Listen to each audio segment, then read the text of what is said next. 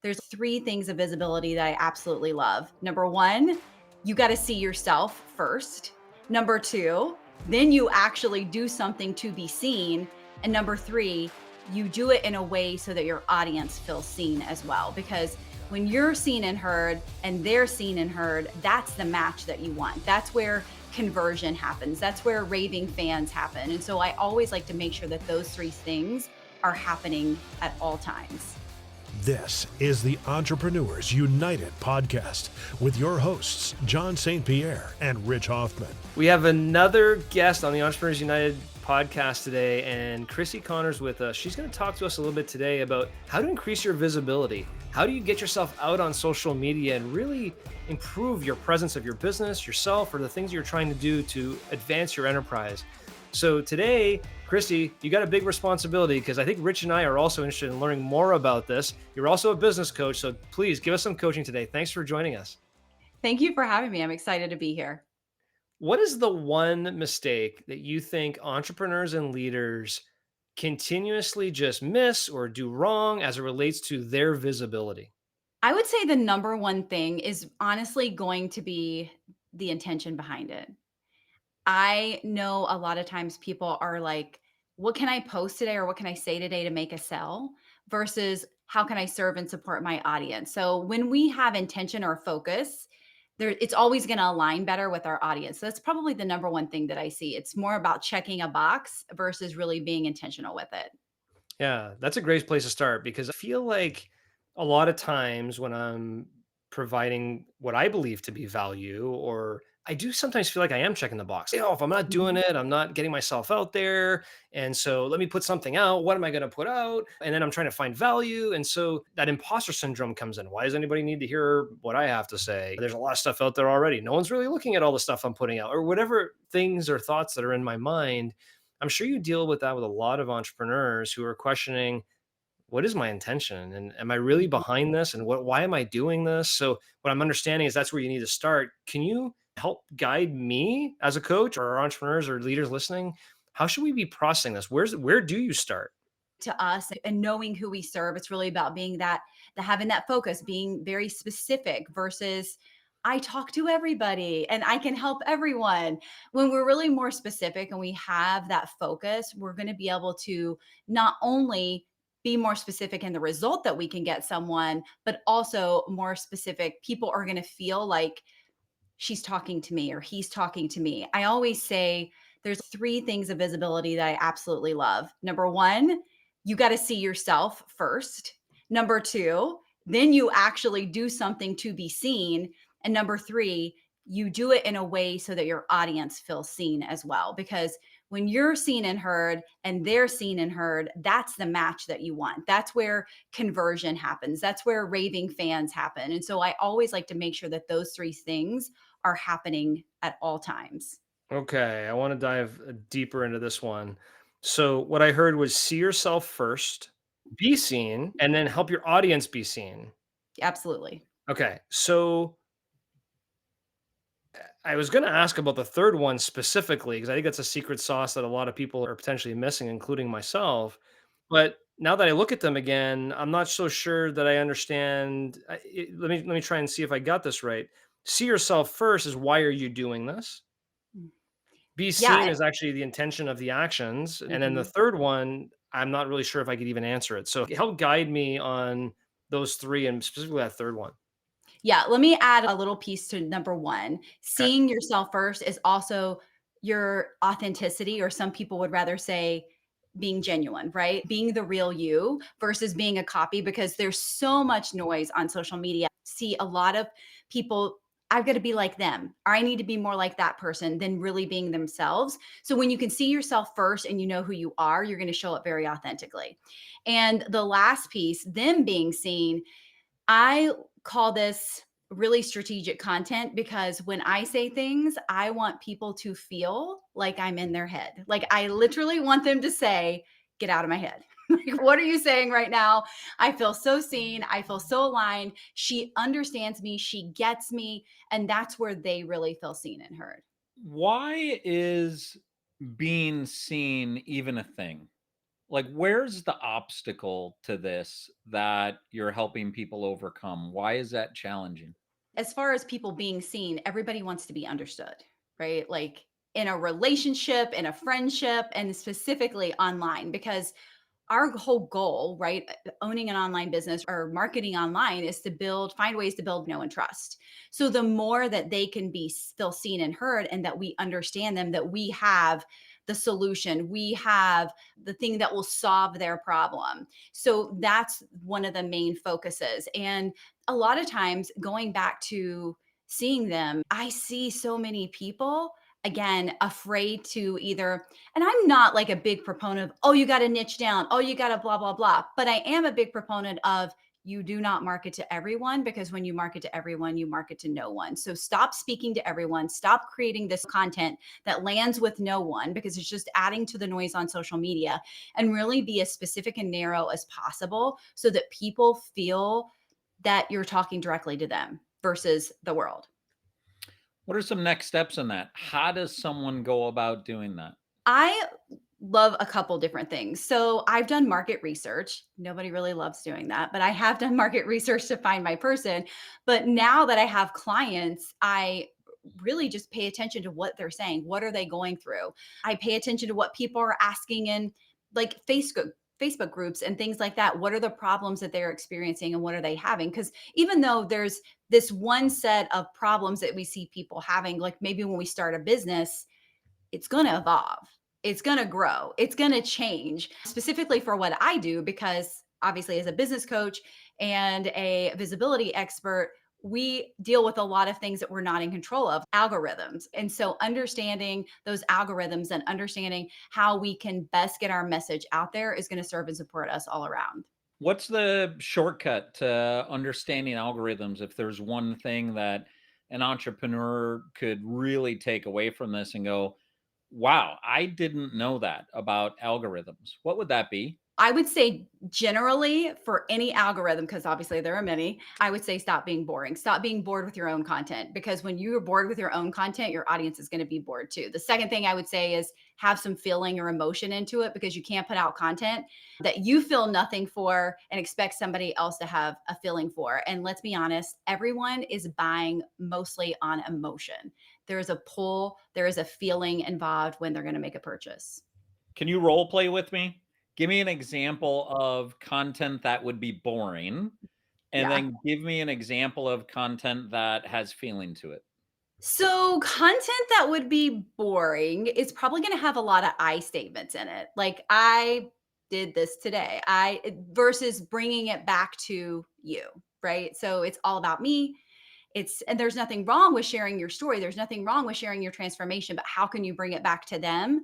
Whereas a lot of times, this is a great example, by the way. So, we were talking about DMs. I believe in the intention behind what we're doing. And we were talking about DMs and a training I was doing with my inner circle. And I said, I don't know why, but this DM felt genuine to me. And this other DM did not feel genuine to me. And they said similar things. But I believe, just like you walk into a networking event, right? You go into a networking event and people can feel the energy of someone who just walked in, who's very magnetic, who's very charismatic. And I truly feel that people can also feel that from your content. So it goes back to that intention. It goes back to, what is my goal here? When clients say, can you help me create a post that'll make me $1 today? And I'm like, that's the wrong question. Let's make a post on how we can serve and support today. How can we change somebody's life today? When you switch it to that, the feeling is always going to be there. What did you narrow down as to the difference between the one DM and the other? Like, I get one of them resonated with you as authentic, but what was Yeah. the difference in what'd you distill there? It's crazy because they are very similar. I felt one was more genuine because they referenced, I think I commented on a content. It was through LinkedIn. And I think I commented on a piece of their content. And that one just felt so much more genuine. And I didn't feel like they were going to pitch me, which they didn't. And I felt like the other conversation, if I would have got involved in that other conversation, I was going to get a pitch at the end. And I didn't even know this person. So there was a little bit of context behind that, but it just, again, it felt more genuine to me. And I was much more eager to reply versus the one who felt like, oh, just let me just throw something out there and see if it sticks kind of situation. So funny. So what that person did is made you feel seen Absolutely. because they saw a comment you made and they commented on that comment. Mhm. Therefore, you felt like you were seen. So interestingly enough, it comes full circle on how the very principles that you teach, you were impacted by. Absolutely. Yeah, how cool is that?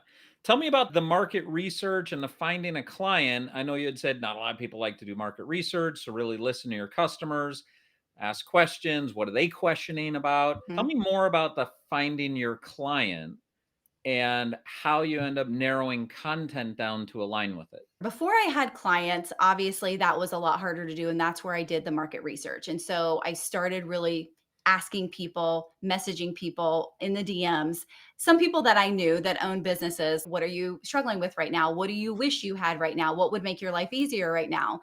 And now I've just seen through the clients that I've gathered, and I know exactly who those clients are because I obviously see the people who are the most coachable. I see the people who respond to my methodologies and my frameworks on a different level. So those are the people that I am obviously purposely attracting now. So, Chrissy, I I think I have a little bit of an aha moment here Okay. for myself, which is again back to my initial inclination on this whole number three. And Rich, you got a pretty interesting observation there, but I do feel like I see myself first. I feel like I have authenticity and know what that is. And I Mhm. feel like I know how to put a LinkedIn post out there or put an Instagram post or put something out. I know how to do that. But that whole connection piece, that whole engagement piece on knowing exactly who is that could serve from your message that you have at that time so that when they read it or hear it or whatever it's, oh, you're talking to me. Like Mhm. it's like the person at a concert who thinks the artist is looking at them when they're looking at thousands of people, right? It's that Yes. kind of feeling.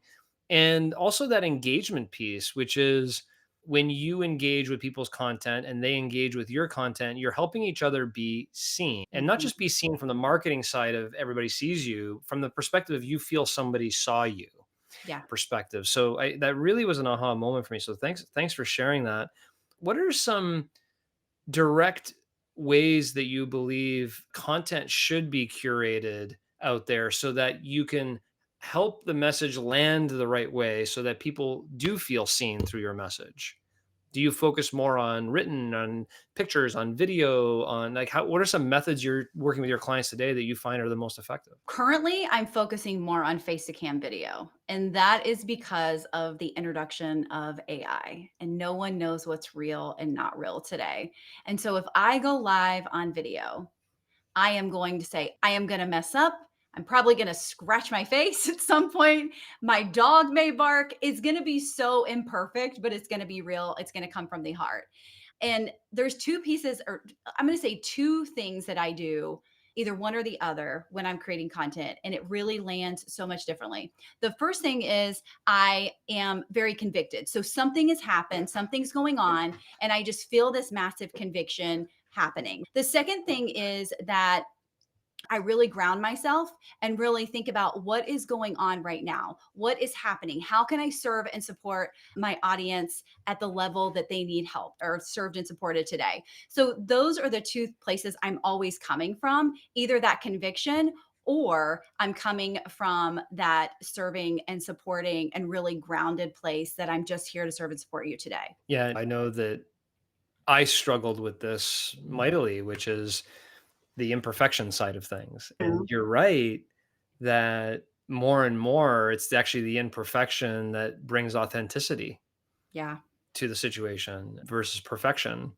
Because I can create a video of myself talking to both of you on Hey Jen this afternoon by just typing in some text, and it's going to sound like me, it's going to look like me. But every once in a while, my hands are going to go like this, or something weird is going to happen. You go, that's not John, that's AI, that's an avatar. How are you potentially working with your clients to use AI in an appropriate way that can really help them craft their message or help them be seen? So I love coming at AI from a place of it's me first, meaning that sometimes we know what we want to say and our thoughts are maybe discombobulated, and we want to make it make more sense, right? Help it make more sense to our audience. So that is one of the ways that I do that. Also utilize someone that I bought a training off of them. They were talking about using AI as your second brain because we can only hold so much information.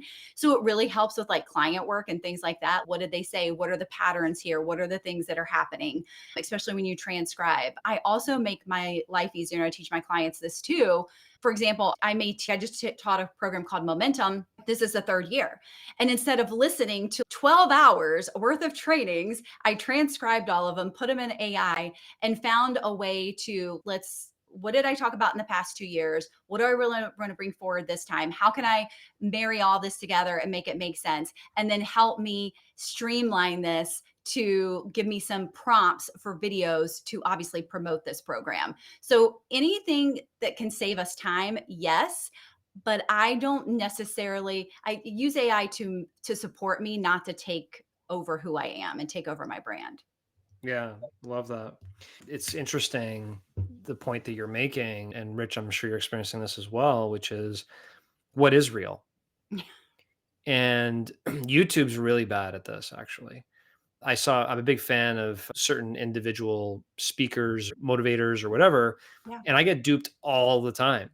And I watched a video the other day, it was Ray Dalio, and it was like The Mind of Ray Dalio was the title of the channel, but all of the videos in it are basically Ray Dalio speaking about his philosophies on different things, but it's not him. It's Mhm. some person who took all of Ray Dalio's contents, cloned his sound, and have videos out there that you think you're listening to this individual and you're not. And it kind of caught me for a moment of question, which is what is real? And are people going to stop consuming social media to a certain degree because of the fakeness that's involved in YouTube videos or YouTube shorts or whatever it may be?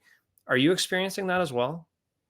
I think I see that it's leading to mistrust, which I feel like we've always had some level of mistrust online. But my fear is that you create all this trust with an audience, right? Then you start using AI to create your videos. And then they're like, wait a minute, maybe they buy a program from someone, right? And they're like, that's not who was on that video. That's not who was acting so knowledgeable in that and who was so confident in that video.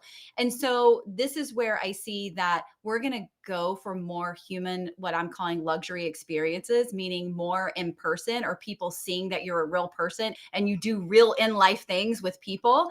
And so one of the suggestions I have all my clients do is if you can have an in-person workshop, if you can have an in-person event, if you can be with other people, it's really going to serve and support you because yes, you can AI multiple people, don't get me wrong, but there's going to be so much less overproduction if you're in real life with people and people see that and it humanizes you Yeah. when they see you with other people. You had mentioned earlier your methodologies and frameworks. Can you expose us to a couple of them that are quite impactful? Absolutely. So I have frameworks for my morning routine, the things that I think that we should do every single day. So I have something where I call getting into your CEO state, which I is pouring into you. It's learning, it's prayer and or gratitude, whichever you prefer. It is moving your body and it is also basically activating yourself. So who am I? Am I my number one fan? Am I a big deal? Like really just pumping you up. Tony Robbins has something he calls your peak state. And so it's very similar to that. And then the other things that go along with that are we sell or we talk about or invite every single day. So we invite to something free, paid, it doesn't matter. We are visible, they are seen and heard, and we fully take care of the client experience. So who are our clients now? Are we over delivering? Are we doing all the things? So those are like the non-negotiables that I teach that people do every single day in their business. And did it start with learning or was that the second one? So the CEO state includes the learning, the moving your body, the gratitude and prayer, the getting into like your peak state and then pouring into yourself. So that's like the CEO state. And then the visible impact framework is all of those things included together. Got it. Talk to me about over delivering. I had this years ago. I had this person who wanted to help streamline my business. And she was like, I need you to tell me what over delivering means. I was like, I can't tell you what it means. I can't measure it. And she goes, that's a problem. And is that really a problem? Because if I feel like over delivering, I want to be able to over deliver. For example, if I have a program that is supposed to be 5 calls and I want to add a 6th bonus call onto it, I want to do it. If I have a client who is really struggling and I want to have a hop on and do an SOS call with her, I want to be able to do it. And so I really believe in the power of over delivering. And if you're always doing it, obviously keeping boundaries, also honoring your time and honoring what you promise that you're going to deliver and whatever. But whenever you can over deliver and it feels really good and it feels aligned and it sticks to the boundaries that you've created in your business, go for it. Do it. Crissy, as a coach, you shared a lot of great wisdom and parts with us here. Tell me a little bit about the type of entrepreneur or business that you would coach, and specifically when you start working with them, what is their aha moment, or what is the need that you find most entrepreneurs or businesses have that's not being addressed? So, who I work with specifically is mostly a service provider. So, people who have done any type of one to one. So, that could be coaching. It could be, obviously, I came from the background of being a social media strategist. So, I did people's social media and their ads. So, really helping people go from that one to one mentality to that one to many, which it enables you to take back your time. And the number one thing that people have ahas about is, wow, visibility actually works. Visibility actually converts. It really, what you say happens actually happens. And so that's the thing. I love when clients blow their own minds by just taking action. And it's one of those things that, yes, do I facilitate the transformation? Absolutely. I give them all the things, but I don't do the work. I can't do the work. They have to do the work for themselves. And so when they're able to blow their own minds, they're able to take that and keep going, whether they stay with me for years or they leave after 30 days. So it really helps them see that what they do does create this impact. Got it. And from that impact, I'm curious as to what, because what I've experienced is a lot of, hey, every time I'm on LinkedIn, I see you, like you're out there, that kind of thing. But I'm not 100% sure they're listening to the video. There's a lot of videos I just scroll by myself.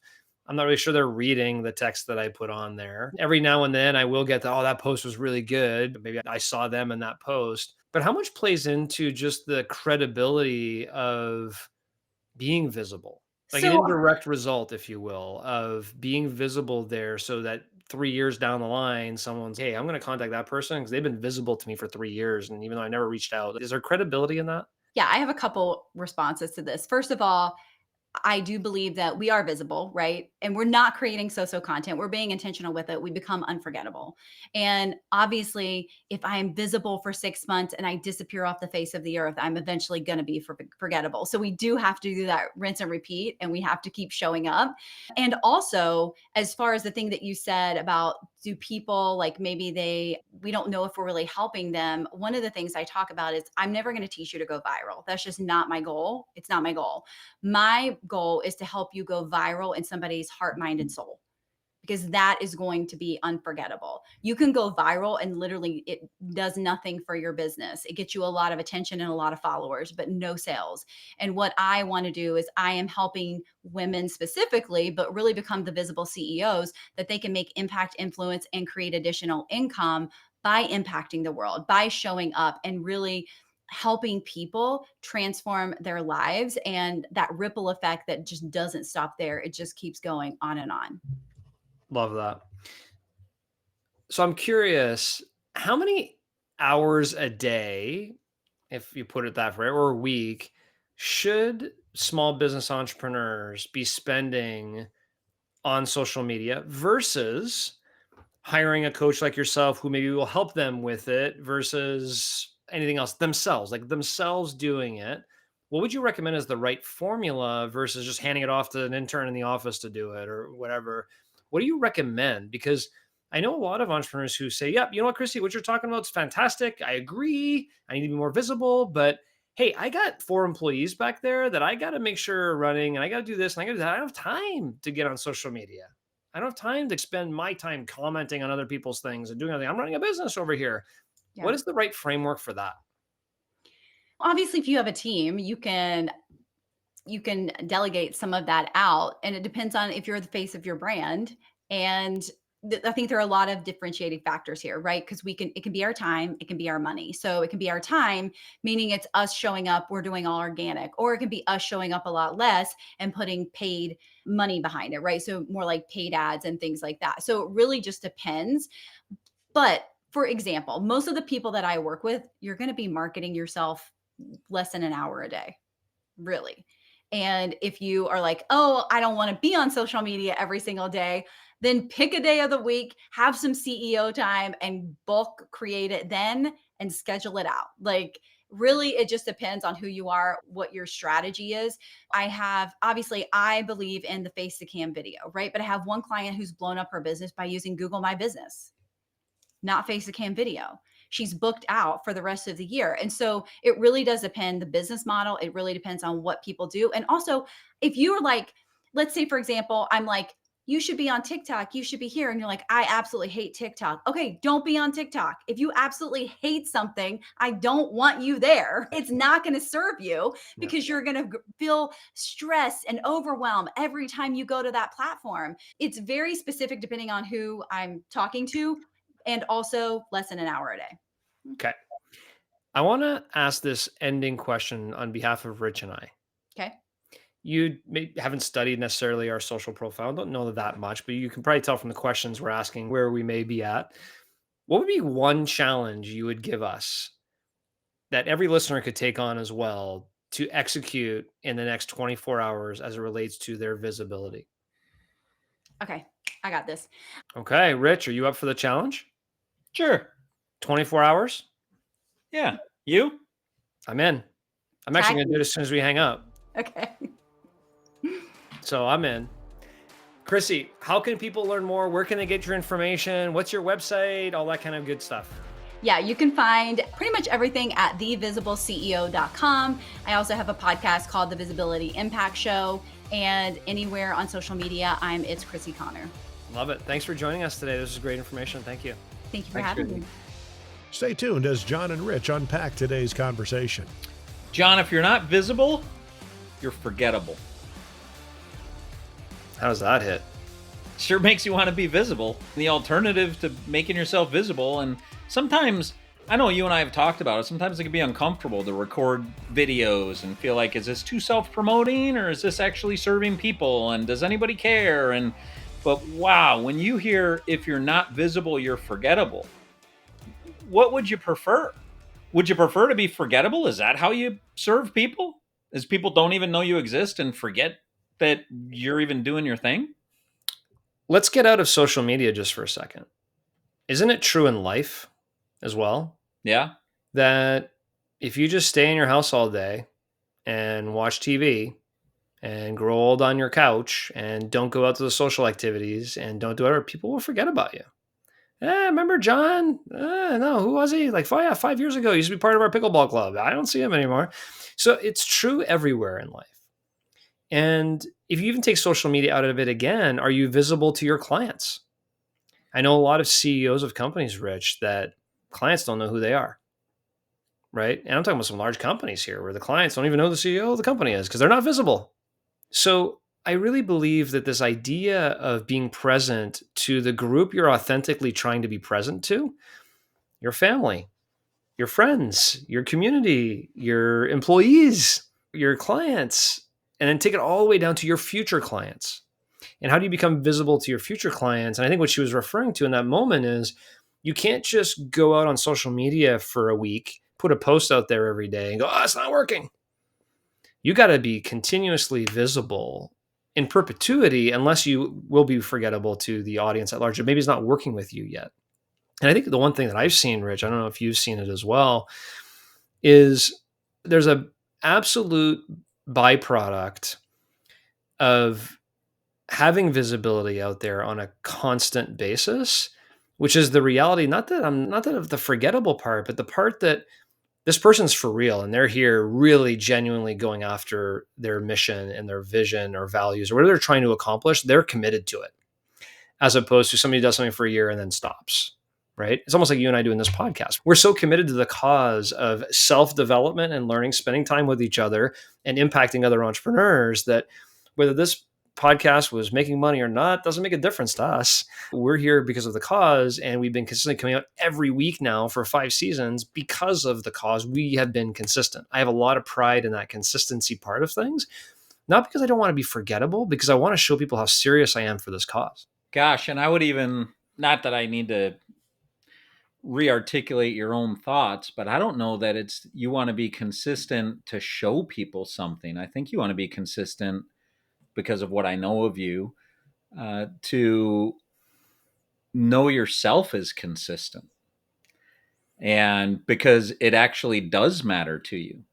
I feel like for you, it's not about the show to show people something. It's no, this actually matters. And in the meantime, yeah, secondary benefit is it'll show people. I think that's what I'm Sure. speaking to there is I'm keying in on some of the authenticity. Yep. I think people can do things to show people something Yep. versus do things because it actually is really important to you, whether people saw it or not. There's a habit of everybody showing, not everybody, but a lot of us showing this narrow version of ourselves that we want people to know us as. Yep. And we're so focused on what we're showing and not focused enough on who we're being. But I also think, Rich, that if that is the intention to show people, I believe it ends up being short-lived, unfulfilling, unrewarding. You don't actually get what you think you're going to get from the other side, right? So to that point, you're right. Part of it is my conviction for the purpose. Yeah. But I think that consistency of being present reinforces that conviction. Tell you another thing that hit me here in this podcast with Crissy was the conversation on AI creating mistrust, and the conversation around you don't always know what you're reading anymore. Is this actually the opinion of an individual, or did AI create this opinion? You know, when you go on LinkedIn and you see a post that has a little rocket ship by it, it's a pretty telltale sign that the person may not have written that was AI generated. Correct. Earlier this week, I asked somebody who I'm coaching when they said, I want to get 100 more clients in Q3. And I said, what's your game plan on how you're going to get that? They said, let me get it to you. And they ended up sending me a document. And I opened up the document, and the document has the classic line in between sections that ChatGPT puts. The document had the hyphen where nobody puts long hyphens, where it's the classic ChatGPT did it. And there was no customization around exactly who in your business is going to do what by when in order to get those 100 clients in Q3. So I had to have a difficult conversation with somebody this week going, did you even read what you sent me? Because that actually didn't outline what you're going to do. And yeah, there's some mistrust that can happen there. And I love this idea of the face to cam, you're getting the real person. Now, you can also tell, unless somebody's an actor, are they reading a script or not? Yeah, You which can tell usually by the pauses, by the gestures, you can pretty well decode if somebody reading or not. Are you actually getting what's in their heart because it's unscripted? Yeah. What you also called out, though, Rich, is the mistrust can be seen 2 ways. One is what I'm watching, I don't believe. It's AI generated. It's not that. But it's also a mistrust amongst people where you ask someone to do something, expecting they're going to put an honest effort in what you're asking them, and they do a 5-minute exercise and shoot it off to you and go, yeah, it's done. And they don't look at it. They don't review it. They don't polish it up. They don't whatever. And because I know you well enough to know that you profess using AI tools, there's nothing wrong with the fact that he used ChatGPT. No. The issue is that he didn't think through properly all the prompts he needed to give. He didn't think through, hey, this is going to help me get 80% of it there. And then I'm going to polish up the other 20% with specificity and exactly who's going to do what and when and critical path and blah, blah, blah, blah, blah. So I think there's a lot of, I'm being encouraged to use AI, so I'm going to go use AI. I'm going to let it do all the work for me. And people don't know how to prompt. We've had a few conversations and podcasts around prompting and proper prompting and how to do that. And quite honestly, I still think I'm a little deficient at prompting, even though we've had all these conversations. And So as you keep looking through it, how do we use it to, as Crissy talked about, which I really loved, how do I have it support me? Yeah, her Not, thing was it's me first and then let it organize. that's right. That was cool. Yeah, that was really well said. And I think it's part of what we all need to take from this is how can we have it support us on what we're trying to accomplish, but then we then take it from there and bring the authenticity to it. Yeah. I could have seen in the use of Chat GPT in the example of the story I just told you, if the person just hit microphone on Chat GPT and they just talked out and rambled how they thought they were going to get 100 clients in Q3 and then hit enter.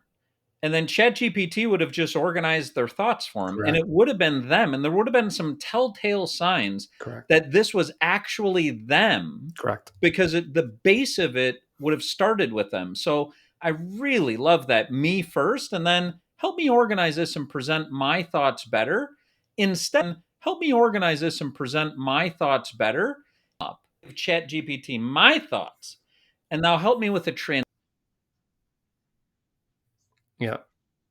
transitions, or how do I communicate that in a way that's really going to connect? Mhm. The other one she used it for, she said, is a second brain.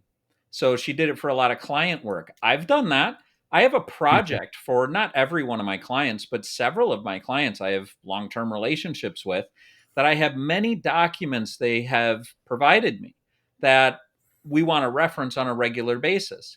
So when I'll be doing some prep for a call, I'll hop in there and I'll ask a couple of different questions, and I'll give me some kind of different ways on how to look at a situation that's relevant to all of the data that I can't possibly remember at all.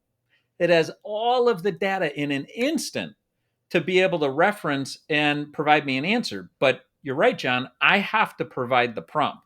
Yep. The whole magic of this is you have to know how to prompt to get what you want out of it. Yeah.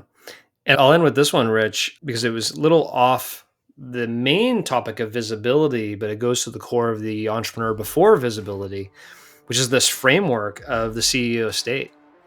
I really love that. I think it's one of the things that has really helped me over the past few years is that idea of journaling and what am I grateful for, and the John Mitchell visualization, 12-minute visualization that I do every day, and just the movement, working out earlier in the mornings, and my constant learning of trying to listen to different videos and learn different things. Like that CEO state has really been impactful to making sure I'm ready every day to kick some major butt and like just be ready for the day. And I think it's one of those things that maybe could slide under the radar of this conversation that I think a lot of entrepreneurs need to really zero in and go, am I in the right CEO state every day? And what can I do to get myself in that state?